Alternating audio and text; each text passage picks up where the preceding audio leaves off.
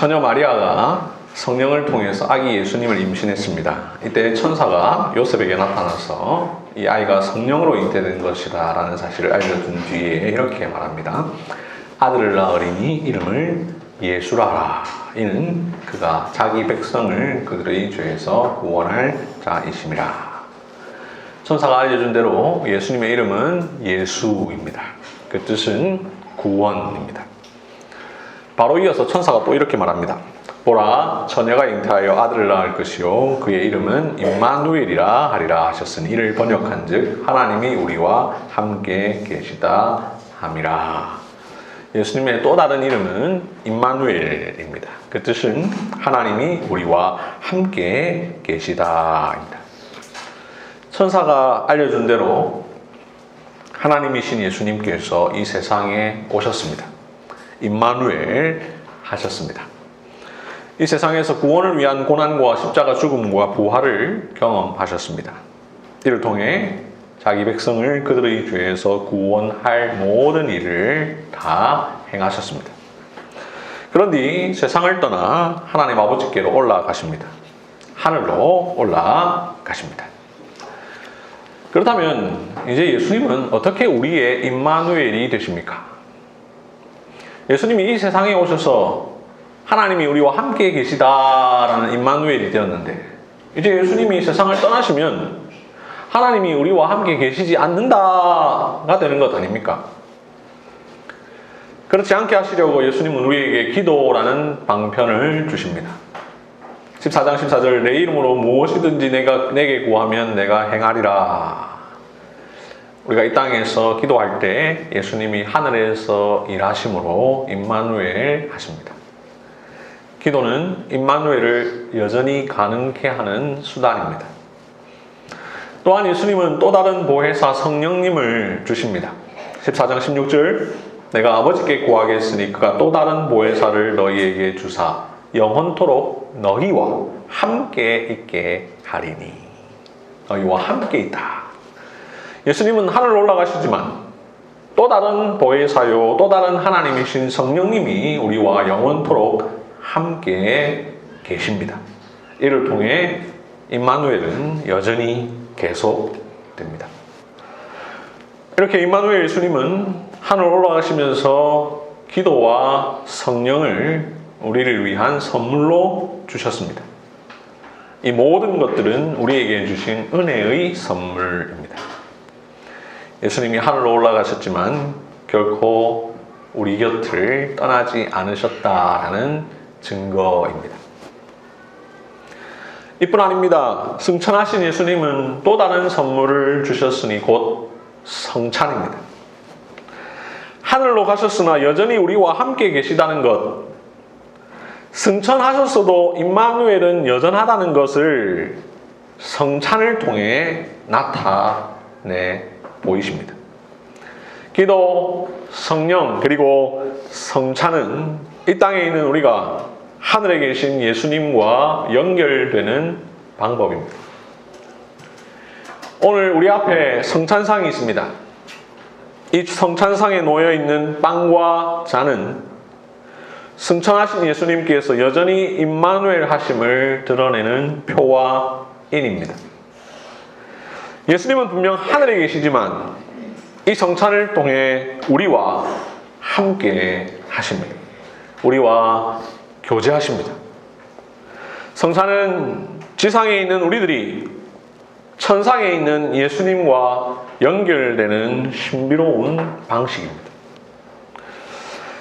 그런데 안타깝게도 기도 성령 예배에 이 성찬이 소외를 당하고 있습니다. 오늘 우리는 주신 말씀을 통해 승천하신 예수님이 주시는 또 다른 선물 성찬에 대해 살펴보도록 하겠습니다. 그리고 그렇게 배운 성찬을 먹고 마심으로 예수님과 함께 하겠습니다. 계속해서 살피는 요한복음 14장은 예수님의 고별 강화입니다. 이제 곧 제자들을 떠나 하늘로 올라가실 예수님께서 남기신 말씀, 이것이 17장까지 계속 이어집니다. 예수님께서 제자들 곁을 떠나실 것을 알리시자 제자들이 염려합니다. 제자들을 위해 예수님은 두 가지를 약속합니다. 내 이름으로 무엇이든지 구하면 내가 행하겠다. 또 다른 보혜사를 보내주겠다. 즉 기도와 성령입니다. 그러면서 더더욱 근심하지 않도록 18절에서 말씀하십니다. 내가 너희를 고아와 같이 버려두지 아니하고 너희에게로 오리라. 여기 18절에 너희에게로 오리라 이 말씀 얼핏 보면 예수님의 재림을 말하는 것처럼 보입니다. 예수님께서 하늘로 올라가셨다가 다시 오겠다라는 말씀처럼 보이죠. 하지만 그 뒤에 이어지는 말씀을 보면 그렇게 해석하기가 어렵다라는 생각이 듭니다. 19절을 보시면 조금 있으면 세상은 다시 나를 보지 못할 것이로되 너희는 나를 보리니 라고 말하죠. 세상은 못 보는데 너희는 본다 라고 말하십니다. 그러니 너희에게로 오리라 라는 말씀을 재림으로 해석할 수가 없습니다. 왜 재림으로 해석할 수 없습니까? 예수님의 재림은 비밀리에 이루어지지 않습니다. 예수님의 재림은 세상 사람들은 보지 않고 믿는 자들만이 보는 그런 방식으로 이루어지지 않습니다. 예수님의 재림은 믿는 사람이든 믿지 않는 사람이든 누구든지 다 볼 수 있게 이루어질 것입니다. 그러니 18절에 너희에게로 오리라 라는 말씀을 재림으로 볼 수가 없는 것이죠. 너희에게 오리라 이 말씀을 재림으로 볼 수 없는 또 다른 이유가 있습니다. 우리에게로 다시 오시는 것이 우리를 고아와 같이 버려두지 않게 하시려고 하는 것인데, 만약 다시 오시는 것이 재림이 되어버리면 예수님이 하늘로 올라가신 이후부터 재림하실 때까지 그 긴 기간, 바로 지금 현재 우리도 그렇죠. 이 기간 우리는 고아와 같은 상태에 예수님께서 버려두신 것이 되어버리죠. 그러니 이 말씀을 재림으로 볼 수가 없습니다. 그렇다면 너희에게로 오리라 라는 말씀은 무슨 뜻일까? 상당수의 주석가들과 성경학자들은 예수님께서 성령을 통해 계속해서 함께 하실 것이다 라는 뜻으로 해석합니다. 하지만 18절을 보면 분명 내가 너희에게로 오리라 라고 말합니다. 주체가 예수님입니다. 그리고 18절은 17절과 별개로 말씀하고 있습니다. 뿐만 아니라 19절은 조금 있으면 세상은 다시 나를 보지 못할 것이로되 너희는 나를 보리니 라고 말씀합니다. 세상은 보지 못하나 신자들은 보는 방식으로 오시는 것을 말합니다. 그것이 무엇을 말하는 것일까? 신자들인 여러분은 과연 예수님을 보고 있습니까? 아니죠. 분명히 예수님은 하늘에 계십니다. 예수님은 하나님 아버지 오른쪽에 앉아 계십니다. 그곳에 계신 예수님을 우리가 눈으로 볼 수 없습니다. 베드로는 예수를 너희가 보지 못하였으나 사랑하는도다. 이제도 보지 못하나 믿고 말할 수 없는 영광스러운 즐거움으로 기뻐하나니 라고 말했습니다. 우리는 분명히 예수님을 보지 못하고 있는데 예수님은 너희는 나를 보리니 라고 말씀하십니다. 예수님은 분명 하늘에 계신데 너희에게로 오리라 라고 말씀합니다. 오늘 본문의 일이 있고 나서 며칠 후에 예수님께서 죽으시고 다시 살아나신 뒤에 갈릴리에서 제자들을 만나십니다. 그리고 그곳에서 아주 유명한 말씀을 하시죠. 볼지어다 내가 세상 끝날까지 너희와 항상 함께 있으리라. 그 말씀을 하신 뒤 40일 후에 예수님은 하늘로 올라가십니다. 아니 무슨 이런 거짓말이 어디 있습니까? 내가 세상 끝날까지 너희와 항상 함께 있으리라 라고 하셔놓고 항상은커녕 불과 며칠만 같이 계신 뒤 하늘로 올라가셨는데 말이죠. 그 예수님이 오늘 본문에서는 내가 너희에게로 오리라 라고 하셨으며 너희는 나를 보리니 라고 하셨으니 참으로 혼란스럽습니다. 예수님의 이 말씀을 이해하기 위하여 우리는 예수님의 두 본성을 생각해야 합니다. 예수님은 하나의 인격 안에 두 개의 본성을 가지신 분이시죠. 예수님은 참 하나님이시요 참 사람이십니다. 한자로 신성과 인성을 다 가지신 분입니다. 이것이 우리의 고백이죠. 신성과 인성, 하나님이시고 사람이신 이 두 본성은 각각이 완전합니다. 그래서 예수님은 완전하신 하나님, 완전한 사람이십니다. 참 하나님, 참 사람이십니다. 이 사실을 교회 역사상 있었던 공회인 니케아 회의와 콘스탄티노플 회의는 분명하게 했습니다. 그 이후에 이와 관련해서 조금씩 이상한 주장을 하는 사람들이 나타납니다. 아폴리나리우스는 예수님의 인성 안에서 나누었습니다. 그래서 예수님의 육체는 인성이지만 예수님의 영혼은 신성이다 라는 식으로 이야기했습니다. 네스토리우스는 예수님의 인성을 아주 강조하다가 결국 인성을 갖고 있는 하나님, 신성을 갖고 있는 하나님 이렇게 두 개의 위격으로 나누어 버렸습니다. 그래서 하나님이신 예수님과 사람이신 예수님 두 분으로 만들어 버렸습니다. 유티케스는 신성과 인성이 혼합되어 이루어진 새로운 본성, 이건 신성과 인성 두 개가 아니라 신성과 인성이 합쳐져서 새로운 또 다른 본성을 가졌다라고 주장했습니다. 이에 대해 칼케돈 회의는 예수님의 두 본성인 신성과 인성은 나뉘지 않고 분리되지 않고 혼동되지 않는다. 두 본성은 하나의 위격에 각각 그 본성의 특성이 그대로 보존되어 하나의 본질로 결합되어 있다라고 정리했고, 이것을 우리가 고백하는 장로교회의 신앙고백서, 웨스트민스터 신앙고백서 8장 2절은 이렇게 가르치죠. 전체적이고 완전하고 구별된 두 본성인 신성과 인성이 나누어지지 않고 변화와 혼합과 혼동 없이 하나의 위격 안에 결합되었다. 이 위격은 참 하나님이시면서 참 사람으로서 한 분 그리스도이시며 하나님과 사람 사이의 유일한 중보자다. 예수님의 이러한 존재론적 독특성, 이것은 어려운 이야기로서 끝나는 것이 아니라 우리의 신앙 고백이고, 이것 때문에 우리는 바르게 이해할 수 있습니다.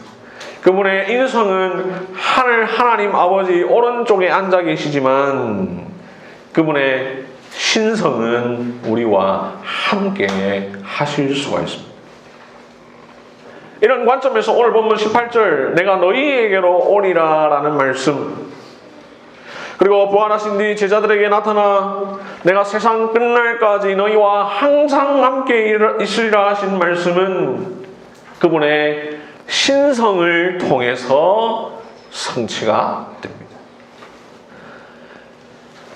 하늘에 계신 예수님, 그분의 인성은 하늘에 있지만 그분의 신성이 우리에게 오십니다.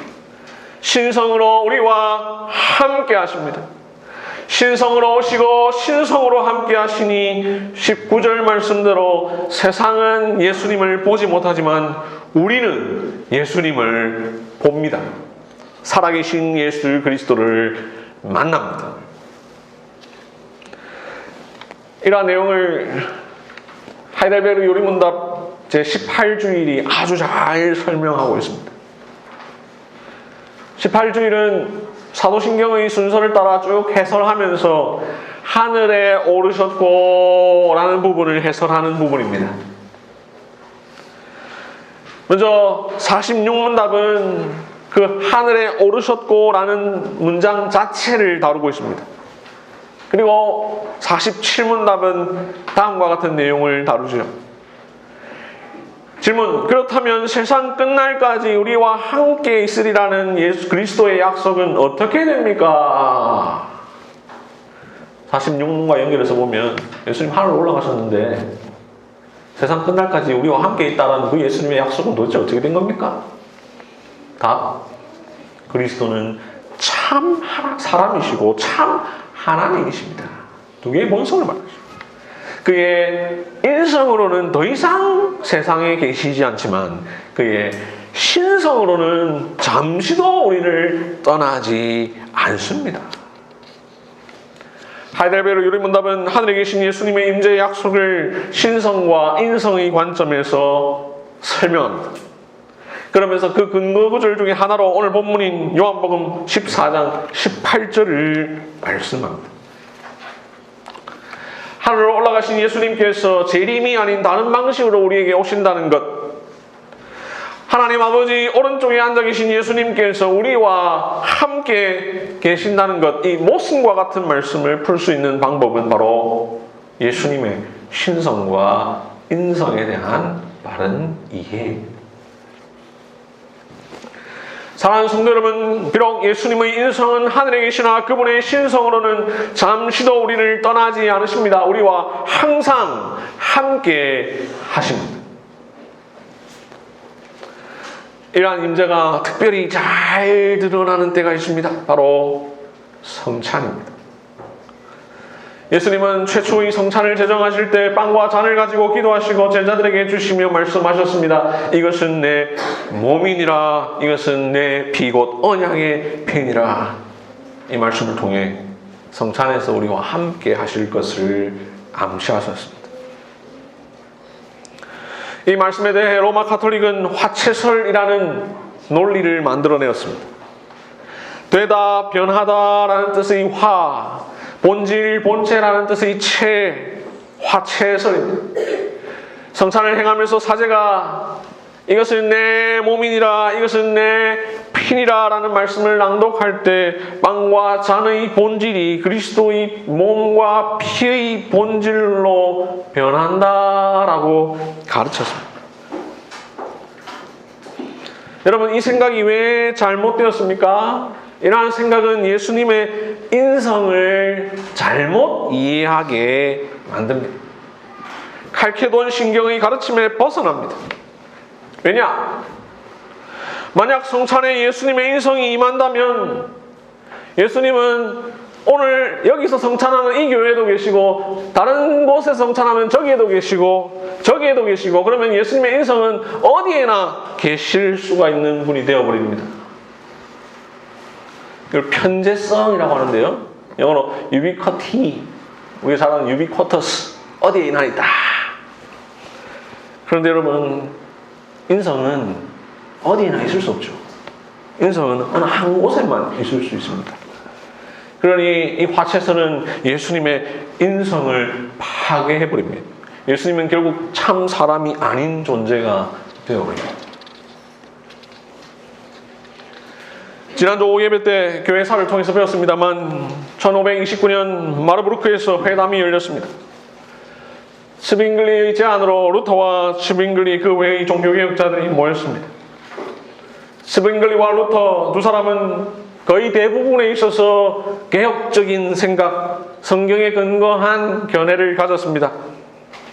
로마 가톨릭의 화채설이 잘못되었다라는 점에 있어서도 마찬가지였습니다. 그러나 완전한 합의에 이르지 못했죠. 루터는 그리스도의 부활하신 육체가 성찬의 빵과 잔 안에 함께 아래 임재한다라고 생각했습니다. 루터 이러한 주장을 공제설이라고 합니다. 함께 있다. 그렇죠. 여러분, 로마 가톨릭은 그렇다 쳐도 루터는 왜 그런 생각을 했을까요? 비록 루터와 그의 후예들이 잘못된 주장을 했지만 어쨌든 그들은 예수님이 함께 하신다, 이걸 어쨌든 강조해 보려고 한 것입니다. 성찬에서 예수님께서 함께 하신다, 이걸 생각해보려고 하니, 그런데 로마 가톨릭의 가르침은 일단 잘못되었는데 아직 개혁이 덜 이루어졌으니 이런 독특한 주장을 한 것이죠. 루터의 이런 주장에 대해서 츠빙글리는 반대했습니다. 그런 생각은 예수님의 인성을 잘못 이해한 것이 되어버리니 말이죠. 결국 기념설을 주장합니다. 성찬이란 하나의 표징이다, 하나의 상징이다.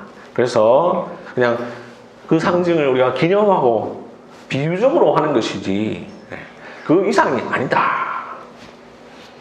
츠빙글리의 이러한 생각은 루터의 문제점에서는 벗어났지만 또 한편으로 예수님이 이 성찬 가운데 함께 하시는 그 예수님의 임재를 드러내지 못했습니다. 하늘에 계신 예수님의 인성이 마치 지상에서도 임하는 것처럼 오해한 로마 가톨릭과 루터파도 잘못이지만 츠빙글리 역시 잘못입니다. 루터나 츠빙글리보다 약 25년 뒤에 태어난 칼뱅, 그는 이 모든 견해에 반대하여 실제적 영적 임재설이라는 것을 주장합니다. 실제적 영적 임재설. 비록 예수님께서 육체적으로 성찬에 임재하시지는 않지만 그의 신성으로 말미암아 실제 영적으로 임재하시니 마치 몸으로 계신 것처럼 자기 백성 중에 임재하셔서 그 백성들에게 자기의 생명을 불어넣어 주신다라고 하는 가르침입니다. 칼뱅은 예수님의 인성이 지상에 임하는 것처럼 오해하는 로마 가톨릭과 루터파의 비성경적 견해에서 벗어났습니다. 성찬은 그저 기념하는 것에 불과하다는 츠빙글리의 생각에서 벗어났습니다. 칼뱅은 예수님의 임재가 성찬에서 풍성하게 나타난다라는 것을 강조하면서 또한 동시에 예수님의 인성을 오해하지 않게 만들었습니다. 이렇게 가르친 것은 예수님의 두 본성에 대한 바른 이해 때문이었습니다. 예수님의 인성으로 임하지 않지만 신성으로 임한다고 보았습니다. 이런 주장을 루터파 신학자들은 도무지 이해하지 못했습니다. 칼빈과 그를 따르는 개혁주의 신학자들의 주장을 이해하지 못하고 조롱했습니다. 어떻게 예수님의 신성이 그분의 인성 밖에서도 역사할 수 있느냐라고 놀렸습니다. 칼빈주의자들은 인성 밖에서도라고 말한다라고 조롱했습니다. 이 말이 하나의 용어로 굳어졌습니다. 엑스트라 칼비니스티쿰. 칼빈주의자들이 말하는 밖에서도. 이거죠. 칼빈주의자들은 밖에서도라고 말하네. 엑스트라 칼비니스티쿰. 루터파 신학자들은 칼빈주의자들을 조롱하면서 이 말을 했지만 사실은 예수님은 인성 밖에서도 일하시죠. 그래서 칼빈주의자들은 자랑스럽게 엑스트라 칼비니스티쿰, 예수님은 인성 밖에서도 일하신다라고 말합니다. 이러한 내용이 하이델베르 율문답에 그대로 잘 반영되어 있으니 48문답은 이렇게 가르치죠. 그런데 그리스도의 신성이 있는 곳마다 인성이 있는 것이 아니라면 그리스도의 두 본성이 서로 나뉜다는 것입니까? 답, 결코 그렇지 않습니다. 신성은 아무 곳에도 갇히지 않고 어디나 계십니다. 그러므로 신성은 그가 취하신 인성을 초월함이 분명하며 그러나 동시에 인성 안에 거하고 인격적으로 결합되어 있습니다. 이 하이델베르 율문답 48문답은 그리스도의 신성이 인성 밖에서도 엑스트라 할 수 있다라는 것을 잘 가르쳐 주고 있습니다. 교회사 시간에 제가 잠시 언급드린 적이 있습니다만 하이델베르 율문답은 칼뱅주의가 루터주의와 어떻게 다른가를 보여주는 요리 문답이기도 합니다. 루터주의자들은 예수님의 인성에만 예수님의 신성이 있다고 생각했습니다. 그래서 공제설로 빠졌습니다. 그러나 칼뱅주의자들은 신성은 그의 인성을 초월하여 계심을 분명히 했습니다. 그래서 실제적 영적 임재설을 말했습니다.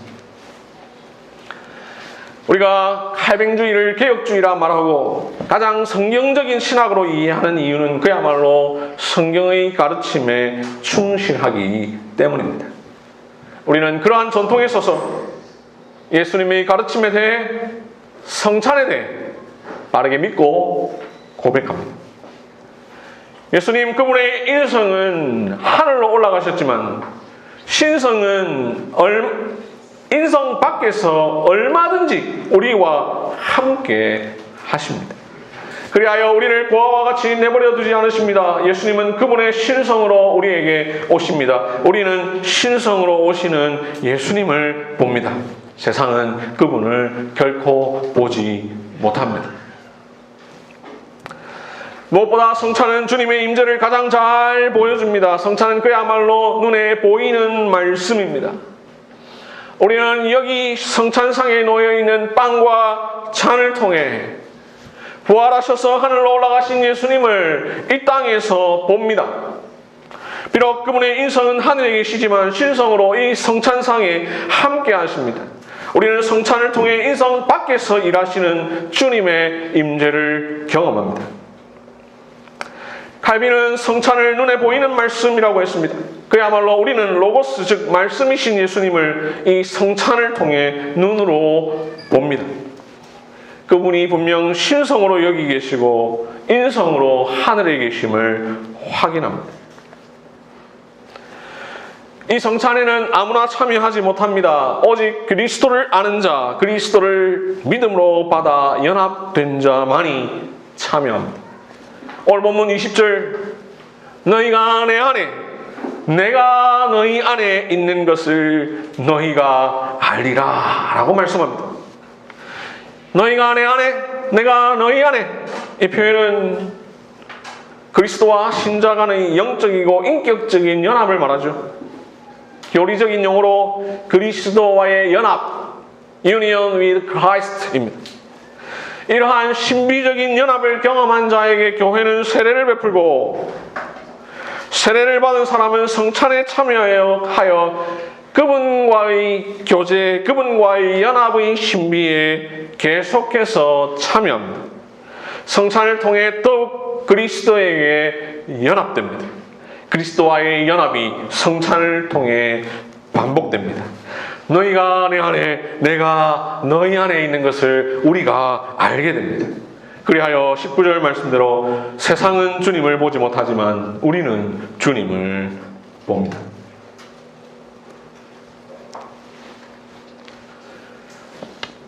로마 가톨릭이 성찬을 잘못된 신비로 만들어버렸다면 종교개혁자들은 성찬의 참된 신비를 잘 강조하고 가르쳤습니다.